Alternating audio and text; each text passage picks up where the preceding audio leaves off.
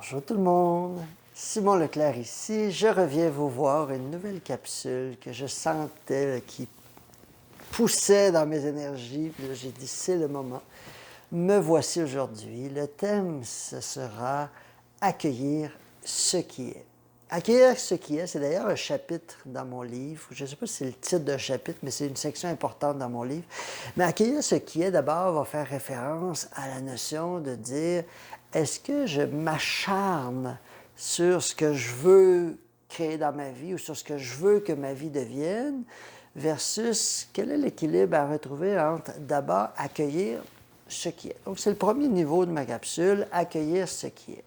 On va comprendre en même temps que accueillir ce qui est veut aussi dire qu'on est des êtres créateurs et que si j'accepte que j'ai créé ma réalité, ça veut donc dire qu'on m'invite à accueillir la réalité que j'ai créée. Donc, ça veut dire que ce n'est pas toujours les expériences les plus spectaculaires, les plus merveilleuses qui composent notre quotidien, mais en même temps, si on est vraiment dans une démarche engagée spirituellement, on va comprendre que tout ce qu'on crée dans notre réalité part d'un aspect de nous conscient et inconscient.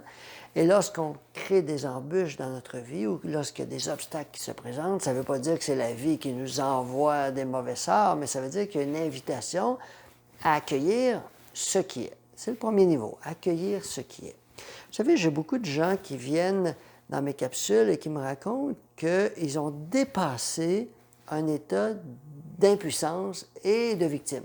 Je trouve ça merveilleux. On pourrait dire que tous les êtres qui arrivent à un stade où ils sont vraiment conscients qu'ils créent leur réalité leur donnent beaucoup plus de solutions à la transformer que les êtres qui sont convaincus que c'est à cause de la belle-sœur, du patron, de la voisine et compagnie qu'ils sont malheureux. Bon, on pourrait dire que c'est un processus. On comprend très bien qu'il y en a qui ne partent pas à la ligne de départ en même temps.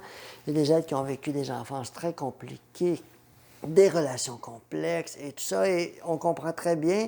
Et souvent même, ces êtres-là n'auront pas l'état d'esprit. Il y avait un maître un jour qui avait dit à quelqu'un qui lui avait demandé, est-ce que j'ai le potentiel pour ascensionner ou m'élever dans la lumière? Et le maître lui avait répondu, tu sais que si tu n'avais pas ici le karma ou l'ouverture pour le faire, tu ne pourrais même pas me poser la question. Donc, le fait même que tu me poses la question implique que tu as l'espace et les possibilités de le faire. Maintenant, est-ce qu'on va le faire? C'est une autre question, mais est-ce qu'on s'y dirige? Je crois que tous les êtres humains se dirigent vers l'illumination, appelez-le comme vous voulez, dans cette vie-ci ou dans une autre. Moi, je dis souvent ça aux gens autour de moi, je dis, c'est clair que c'est là que je m'en vais, est-ce que je vais l'atteindre dans cette vie-ci? Ça, c'est une autre question. Mais est-ce que je me dirige vers là? La réponse est oui. Et je crois qu'il y en a plusieurs ici qui vont corroborer, c'est la même chose pour vous. Donc, si on est des êtres créateurs, puis qu'on se crée toutes sortes de scénarios, certains compliqués, d'autres lumineux, et on comprend aussi que si on est des êtres qui se créons une situation compliquée, puisqu'on est des êtres créateurs, on a l'impression très rapidement qu'il faut s'acharner, transformer, dire maintenant, moi, je crée ma réalité, donc je ne suis plus une victime. Ce n'est pas vrai que je vais m'engouffrer dans cette situation-là compliquée. Et là, on va essayer, sans s'en rendre compte, d'y aller un peu plus en mode, comme je vous ai mis mon exemple, de confiture sur le pain. Là, je vais mettre des confitures de tout va bien sur le pain de ma vie s'en va à la dérive ou qu'une expérience dans ma vie est compliquée. Et là où je vais vous amener aujourd'hui, c'est qu'il y a vraiment une fine ligne à retrouver. Quand je parle d'accueillir ce qui est, ça nous amène directement à la notion de compassion. Pourquoi la compassion? Parce qu'il y a un être à l'intérieur de nous, notre humain, qui a besoin d'être accueilli dans ce qu'il vit avant qu'on essaye de le brasser pour l'amener dans une nouvelle direction. En d'autres termes, j'avais des gens qui me disaient ça. Il dit, ah, moi, quand quelqu'un me présente un état de victime autour de moi, là, je lui dis, là, on est créateur, là, puis tu as créé ça, puis pourquoi tu t'es retrouvé là-dedans? Puis, à quelque part, je comprenais l'intention derrière, mais c'est très brutal, vous comprenez? C'est très brusque pour quelqu'un qui vit une expérience de victime ou d'impuissance ou d'une maladie. Vous savez, quand on a un déséquilibre, le premier état qu'on a, C'est oui, on l'a peut-être créé à quelque part par des émotions de la culpabilité, mais on a d'abord à rencontrer notre humain en détresse. Si c'est une maladie plus grave, bien notre humain qui rencontre peut-être la peur d'être handicapé ou hypothéqué ou même la mort. Donc on comprend que entre revenir à l'état de on est créateur de notre vie, puis accueillir notre corps émotionnel dans ce qu'il vit, il y a un équilibre à atteindre. Il y a un équilibre parce qu'accueillir ce qui est, ça implique de la compassion. La compassion envers l'être humain que nous sommes qui fait son possible dans le chemin.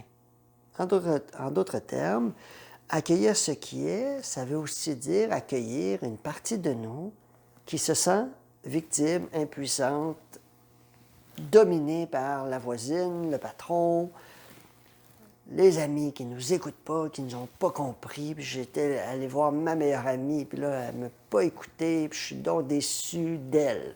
Voyez-vous? Je ne serais pas déçu de moi qui a créé même mon ami qui ne m'écoute pas. Je vais être déçu d'elle. Donc, il y a une démarche là-dedans qui est la première étape du corps émotionnel. Et moi, je vois souvent des gens qui vont sauter cette étape-là parce qu'ils sont soit dans la fameuse pensée positive, et évidemment, je n'ai rien contre la pensée positive, mais elle n'implique pas le rejet de la pensée négative. Elle veut juste dire qu'on aspire vers quelque chose de mieux, mais on amène tous les poussins avec nous. Redevenir complet, rappelez-vous de la pochette de mon livre, on amène toutes les expériences avec nous. On n'est plus dans une ère de conquête où on va conquérir notre humain et planter le drapeau au sommet de notre mont Everest intérieur. On est dans une quête de sens, on est dans une quête de retrouver qui on est. Et retrouver qui on est, ça veut dire intégrer toutes les facettes de nous, incluant l'état d'impuissance, de victime, de sensations qu'on n'a pas le contrôle, que c'est les autres qui décident, ou c'est même Dieu à quelque part. Il y a beaucoup de gens qui ont eu pendant 1000 ans peur de Dieu. Vous savez, ça sort souvent dans mes soins. Les gens qui ont eu peur de Dieu pendant 1000 ans, ou qui ont peut-être même tué au nom de Dieu, ou été tués au nom de Dieu, vous comprenez que ces gens-là, si on leur ramène à la notion que Dieu est en nous, puis l'intérieur, puis la divinité, puis appelez-le comme vous voulez, mais qu'il y a une présence divine en nous qui nous amène à créer notre réalité. Et c'est d'ailleurs pour ça que la pensée ressentie devient matière, parce qu'il y a une divinité en nous qui pousse vers l'extérieur et qui crée notre réalité intérieure, incluant l'état de victime. Donc, si pendant 1000 ans, j'ai eu peur d'un Dieu sur sa chaise qui prend ses notes puis qui nous condamne, bien, vous comprenez que dans cette vie-ci, je vais être convaincu qu'à quelque part que même si je rencontre une divinité, une présence à l'intérieur de moi, je vais quand même être conditionné qu'il y a quelqu'un à quelque part qui me regarde puis qui m'observe et qui me juge. Bien sûr, l'énergie, l'univers inconscient, on pourrait dire, certains l'appellent Dieu, mais peu importe le nom. Il y a un univers conscient, mais ce n'est pas un univers interventionniste. Ce n'est pas une énergie qui dit « faites ça, puis faites pas ça, puis tournez à droite, puis n'allez pas à gauche ». C'est une énergie qui prend la forme qu'on veut bien qu'elle prenne. C'est ça qui devient compliqué d'ailleurs, parce qu'il y a des êtres qui disent, je l'ai déjà dit dans d'autres capsules, « Ah, si Dieu existait, il n'y aurait pas de misère, il n'y aurait pas de bombes, il n'y aurait pas de guerre. » Mais c'est pas ça le rôle de l'univers. L'univers n'est pas là pour nous dire quoi faire, il est là pour nous rappeler qui on est, nous rappeler qu'on est des êtres de lumière, unis les uns les autres, unis. Vous savez, le principe de l'univers, c'est une omniscience et un état d'amour, donc deux énergies. Donc l'état d'amour, c'est quoi? C'est la sensation d'union. Si je suis uni avec vous, si je suis uni avec toutes les formes de vie, je ne peux pas avoir envie de les détruire, de les attaquer, de les dominer, de les contrôler. Voyez-vous? Donc c'est pas parce que l'univers ne veut pas qu'on soit des êtres méchants et irrespectueux. C'est parce que l'univers nous rappelle que nos frères et sœurs humains, les animaux, la nature, les arbres, c'est un prolongement de nous. Et il n'y a personne qui prendrait sa main droite pour découper la main gauche puis attaquer la main gauche. On est tous dans le même corps. Donc c'est ça, dans le fond, qui nous ramène à l'amour. L'amour, ça nous rappelle qu'on est liés les uns les autres. Donc c'est ça que l'univers fait. L'univers, c'est comme un phare dans la nuit qui nous rappelle qui on est, mais en même temps qui nous laisse le chemin pour évoluer, si on a envie de prendre un détour, peut-être pour aller sentir des fleurs sur un chemin de traverse, l'univers va nous laisser aller. Par contre, si on a envie de revenir, l'univers va aussi nous accueillir, nous faire revenir. Et ça veut dire que quand on rencontre des émotions plus lourdes, quand on rencontre un état d'impuissance, qu'on a envie d'en finir avec la vie, je ne suis pas en train de nourrir ce scénario-là, vous comprenez bien, mais d'accueillir des pensées.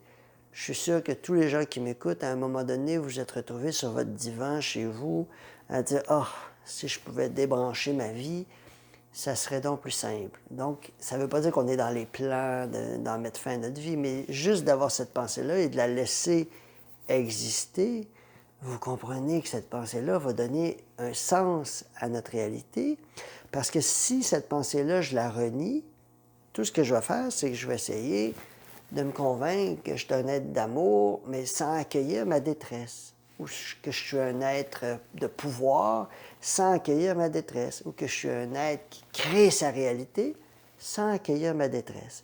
Et cet accueil-là de ce qui est vraiment pour moi la porte d'entrée de la compassion envers notre humain qui fait son possible et qui n'y arrive pas toujours. Et c'est là où je veux vous amener aujourd'hui l'importance de faire un pont entre notre idéal spirituel, notre idéal d'aller à quelque part. Pensez à vos projets. Pensez à un projet que vous avez en tête et que vous trouvez que ça ne va pas assez vite. Pensez au moment où vous rencontrez du découragement. Pensez à ce que vous faites quand vous rencontrez du découragement. Vous avez peut-être une amie, un ami, une recherche Internet.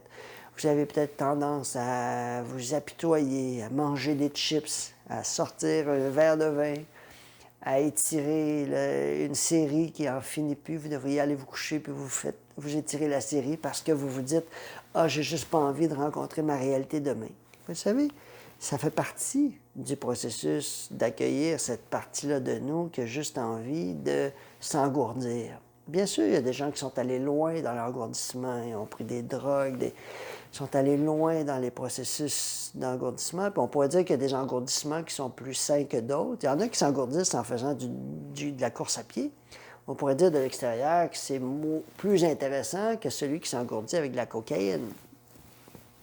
Entre les deux, si on a un choix rationnel, peut-être que la course à pied va être plus intéressante. Mais on pourrait dire que c'est aussi, ça peut devenir une forme d'engourdissement. Donc, les formes d'engourdissement, on pourrait dire que tous les humains, on les porte à quelque part, puis ces engourdissements-là, ils donnent une espèce de zone tampon parce qu'on n'est pas toujours prêt à rencontrer notre réalité. Des fois, on vit du découragement, on vit de l'impuissance, on vit la sensation que on n'y arrivera pas, ça fait tellement de fois que j'essaye, je n'y crois plus.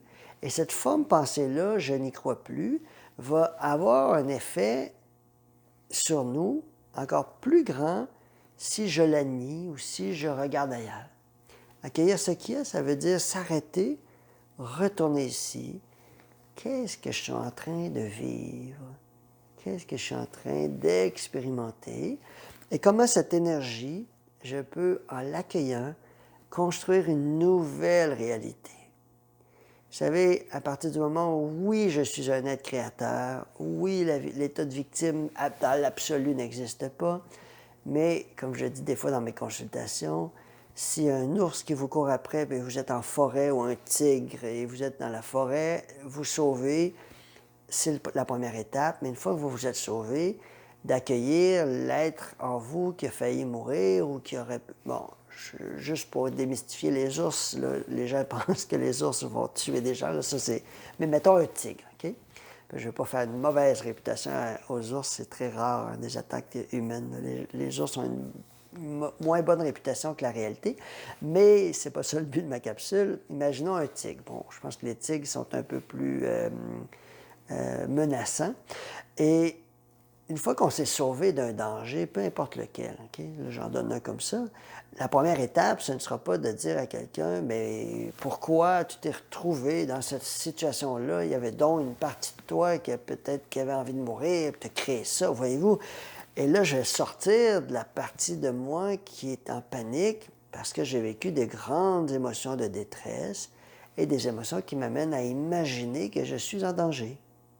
Et cette émotion-là, elle nous éloigne de notre centre, elle nous fait sentir qu'on n'est pas capable de créer notre réalité, tout simplement parce qu'il y a d'abord une étape à accueillir, l'étape de la détresse, l'étape de je suis découragé, je n'en peux plus, je n'y crois plus. Mais le problème, c'est que cette étape-là n'est souvent pas rencontrée en présence. Elle est rencontrée en mangeant les chips, comme je vous disais l'exemple, ou en écoutant la série, ou en faisant quelque chose d'autre, donc en se dispersant. Et le problème, c'est pas l'état, c'est la dispersion. Parce que si j'enlève la dispersion et que je reviens ici, au centre, je me dis, OK, là, j'accueille la partie de moi qui est découragée, qui est convaincue que je n'y arriverai pas, qu'avec toutes les tentatives que j'ai faites, à quoi bon? Ça ne changera rien, c'est toujours pareil, je me décourage. Si j'arrive à accueillir cette partie-là, en présence, rappelez-vous de l'enracinement, en présence, je suis complètement présente à moi, et j'accueille ce que je vis. Et voyez-vous, à ce moment-là, là, il peut y avoir une transformation parce que le corps émotionnel est allé chercher le découragement, le transmis à la conscience. En d'autres termes, on a accueilli ce qui est. Et cette énergie, qu'est-ce qu'elle va faire? Elle va être prête à passer à une autre énergie. Pourquoi? Parce que le corps émotionnel, il n'est pas attaché aux émotions. Il a besoin d'être entendu. Rappelez-vous, c'est l'exemple de l'enfant qui veut montrer son dessein à sa mère. Le corps émotionnel, c'est l'enfant intérieur. Il veut juste exprimer son état. Je suis découragé, peux-tu m'entendre? Oui, mais ça va bien aller, demain tu vas voir, la banque va nous rappeler bientôt, puis ça va se régler. Oui, mais c'est pas ça que je vis. En ce moment, je suis découragé.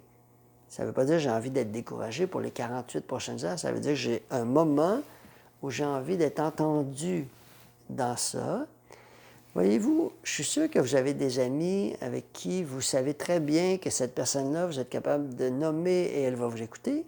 Puis l'autre, vous nommez, puis elle cherche une solution.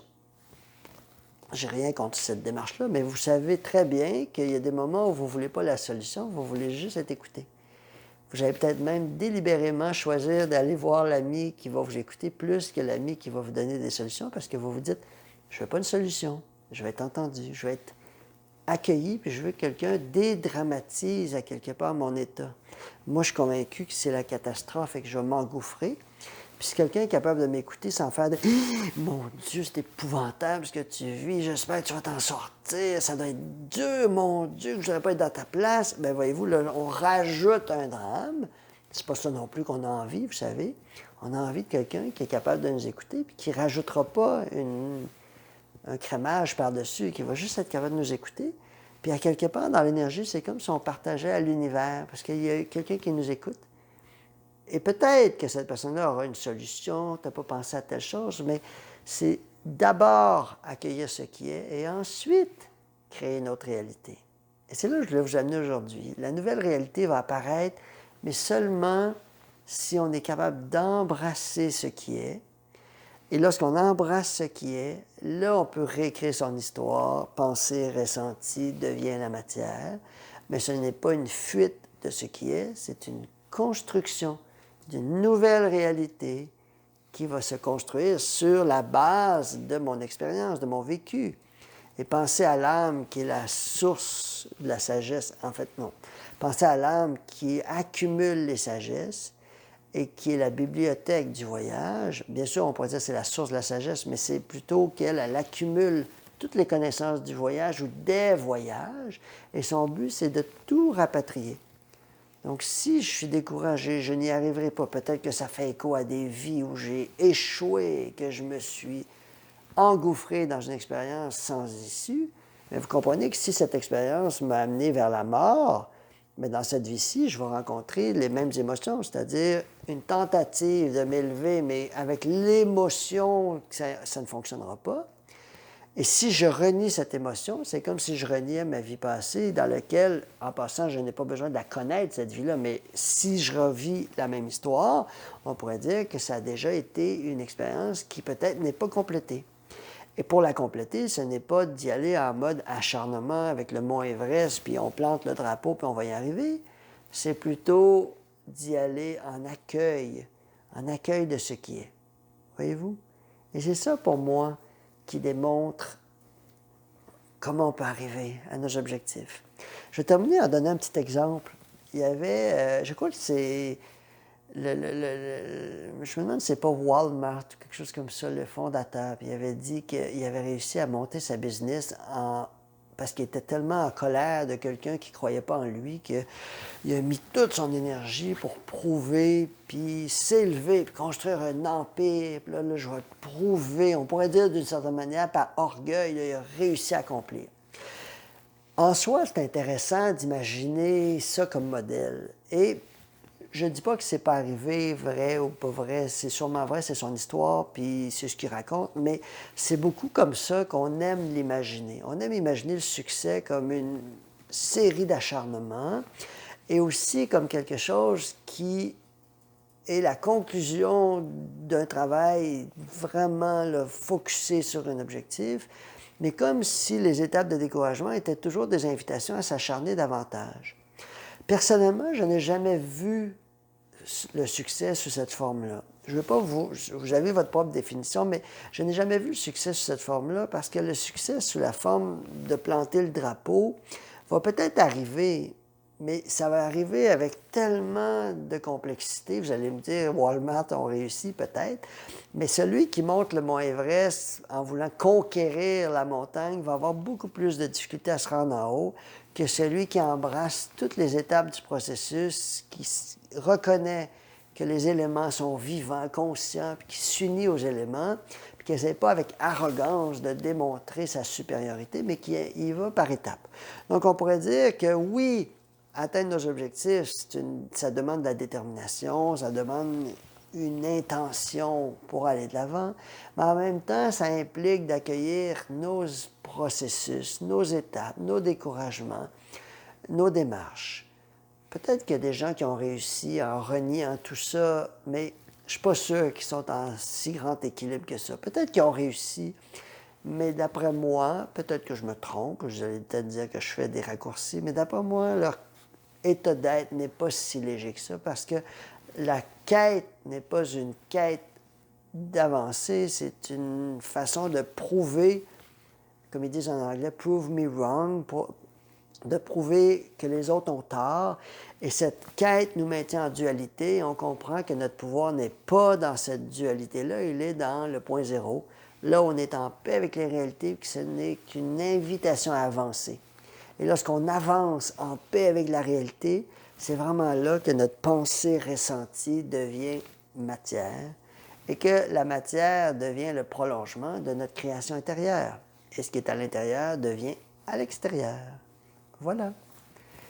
Alors, j'espère que ma capsule d'aujourd'hui vous a plu. Je suis très heureux d'être venu vous la livrer, vous la partager. Vous connaissez aussi mes soins énergétiques, mes consultations individuelles. En fait, ce n'est pas des soins, c'est plus des consultations. C'est vraiment un dialogue. Ça me fait toujours plaisir si vous avez des états, des situations que vous rencontrez qui vous semblent être pattern, tourner en rond. Vous ne comprenez pas où est la sortie. C'est vraiment une spécialité. Et plus les dossiers sont un peu compliqués, on ne sait plus par où passer. J'ai beaucoup de gens qui me réfèrent des gens dans leur clientèle, puis c'est parce qu'ils ne savent plus par où les prendre. Moi, c'est vraiment ma spécialité. Par contre, je ne fais pas vraiment de suivi. C'est pour ça qu'il y a des thérapeutes qui m'envoient des gens, parce que moi, ma force, c'est pas de faire le suivi, c'est vraiment d'aller à la source. Puis des fois, après ça, les gens retournent vers leur accompagnant, accompagnante pour vraiment faire un suivi. Donc, c'est très intéressant d'y aller comme ça, mais peu importe. Si vous avez un enjeu, ça me fait toujours plaisir de venir vous voir, que vous veniez me voir pour que j'aille voir vos énergies. Et si j'avais envie aussi, je redonne l'atelier Redevenir souverain au printemps, un en présentiel, probablement chez moi, sinon peut-être au pavillon où j'habite. Et j'en donne un autre aussi sur Zoom. Alors, vous aurez les détails sur mon site Internet. Alors, je vous souhaite une très belle journée et au plaisir.